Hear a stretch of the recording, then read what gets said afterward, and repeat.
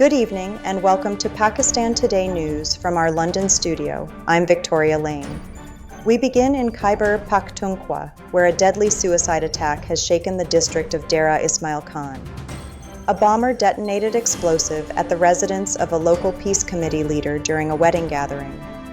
Officials say 5 people were killed and at least 10 others were injured when the powerful blast caused the roof of the house to collapse, severely hampering rescue efforts. Emergency teams rushed to the scene, while law enforcement cordoned off the area and launched an investigation. Provincial leaders have strongly condemned the attack and pledged full support for the families of those killed, as well as medical assistance for the injured, as security remains tight in the area. Meanwhile, the tragedy in Karachi has deepened as the death toll from the devastating Gul Plaza fire has risen to 71, according to officials. Rescue teams say they are now in the final stages of search operations inside the burnt-out shopping center, where parts of the structure collapsed after the fire broke out on January 17th. Sindh authorities have announced financial aid and relief packages for victims' families and affected shop owners, while a FIR has been registered and accountability measures are underway. Plans are also being discussed for rebuilding and for stricter enforcement of safety regulations to prevent similar disasters. For more on this, let's go live to our correspondent in Karachi. Clara Bennett is on the ground. Victoria, rescue workers here say conditions inside Gul Plaza remain extremely dangerous, with unstable debris and lingering smoke slowing their work. Families of missing shop workers continue to gather outside, anxiously waiting for confirmation as teams complete the final sweeps. Provincial officials have promised compensation and have indicated that negligence and safety violations will be investigated thoroughly. There is also growing public pressure for long-term reforms to fire safety standards across commercial buildings in the city. Thank you, Clara, for that update.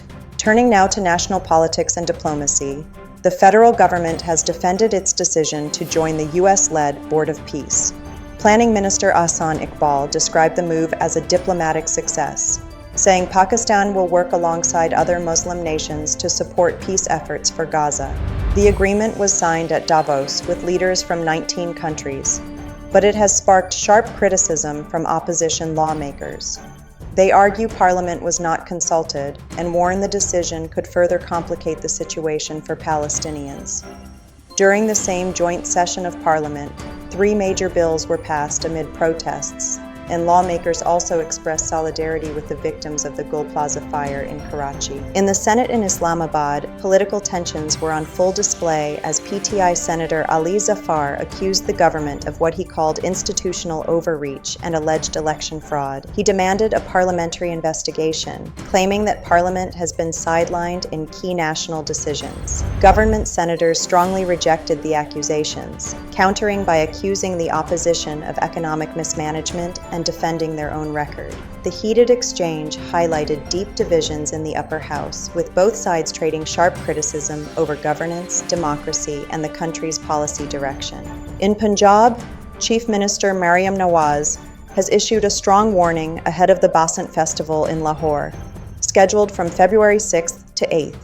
She stressed that the government's priority is protecting lives and avoiding the tragic accidents associated with past celebrations. Authorities have divided the city into high-risk zones and announced heavy penalties, including imprisonment and fines for violations of kite-flying regulations. Free public transport will be provided during the festival, and more than 4,000 police personnel will be deployed to maintain law and order. The Chief Minister has urged citizens and the media to strictly follow the rules and avoid spreading misinformation. Internationally, a Spanish court has sentenced a Pakistani man to 36 years in prison for the murder of 3 elderly siblings in Morata de Tahuna, near Madrid. Officials say 44-year-old Dilawar Hussain killed 2 sisters and their disabled brother in a case linked to debts arising from a so-called love scam involving an online relationship. The court heard that Hussain had previously assaulted one of the victims, and he now also faces a separate trial over the death of another inmate. Hussain has appealed the sentence, while authorities say the case has exposed the serious dangers of deceptive online relationships and financial exploitation. And in the United States, outrage is growing over the detention of a 5-year-old boy during an aggressive immigration crackdown in Minneapolis, where thousands of federal agents have been deployed.